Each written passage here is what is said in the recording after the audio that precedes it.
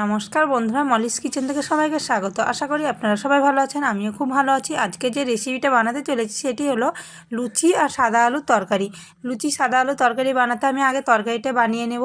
এই আলুগুলো আমি ডুমো ডুমো করে কেটে নিয়েছি। কেটে নিয়ে এরপর আমি কড়াইতে সর্ষের তেল দিয়ে দেবো। তেলের মধ্যে দিয়ে দেবো কালো জিরে ফোড়ন আর কাঁচা লঙ্কা দিয়ে আমি আলুগুলো দিয়ে দেবো। আলুটা কিছুক্ষণ ভাজা হয়ে গেলে দিয়ে দেবো টমেটোটা দিয়ে আমি সামান্য লবণ দিয়ে এবার জল দিয়ে দেবো। জল দিয়ে ওটা তরকারিটা হচ্ছে, আর এদিকে আমি ময়দাতে দিলাম সাদা তেল, কালো জিরে আর সামান্য লবণ, সামান্য চিনি দিয়ে ভালো করে ময়ামটা দিলাম। ময়াম দিয়ে এবার অল্প অল্প জল দিয়ে ময়দাটা আমি মেখে নেব।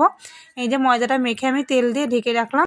এরপরে আমি লুচিগুলো বেলে নেব। আর এদিকে কড়াইতে দিয়ে দিয়েছি সাদা তেলটা গরম হলে আমি লুচিগুলো ভেজে তুলে নেব। এক এক করে আমি সবগুলো লুচি ভেজে তুলে নেব। আর এদিকে আমি এবার তরকারিটা দেখব। তরকারিটা একটু ঢাকনাটা খুলে, এই যে তরকারিটা প্রায় হয়ে এসেছে। এরপর আমি আর একটু নেড়ে চেড়ে আমি তরকারিটা নামিয়ে নেব। এবার আমার লুচিগুলো ভাজা হয়ে গেছে, প্রায় সবগুলো লুচি ভেজে তুলে নিয়েছি। আশা করি ভিডিওটা ভালো লেগেছে। ভালো লাগলে লাইক কমেন্ট শেয়ার। যারা ফেসবুক থেকে দেখছেন পেজটা ফলো করে দেবেন, যারা ইউটিউব থেকে দেখছেন চ্যানেলটা সাবস্ক্রাইব করে দেবেন, এই অনুরোধ রইল। এই লুচি সাদা আলুর তরকারি কার কার ভালো লাগে কমেন্টে জানাতে ভুলবেন না।